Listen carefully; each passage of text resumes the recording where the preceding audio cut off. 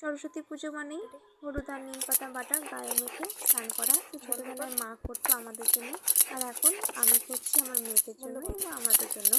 এখন শিলনোড়ায় নিয়ে নিয়েছি কাঁচা হলুদ আর নিম পাতা, এটা বেটে রেডি করে রাখছি, কারণ সকাল সকাল আগে পুজো করতে আসবে আমাদের।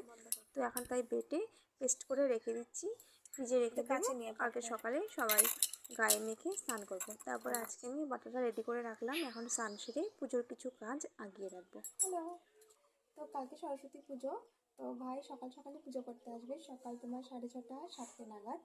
তো এখন স্নান সেরে নিয়েছি, আজকে স্নান টান সেরে নিয়ে এখন বসে বসে আমি এদিকে পঞ্চপ্রদীপ, ধূপদানি, প্রদীপ, এদিকে আলপনা, ঠাকুরটা রেডি করে রেখে এদিকে মা ফুল পাঠিয়েছে বাড়ি থেকে, ফুল ধুয়ে এখানে বেলপাতা, যজ্ঞের খড়ি, বালি এগুলো সব রেডি করে রাখছি।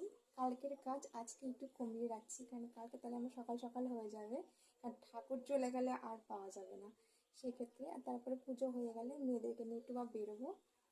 তো টাটা সবাইকে।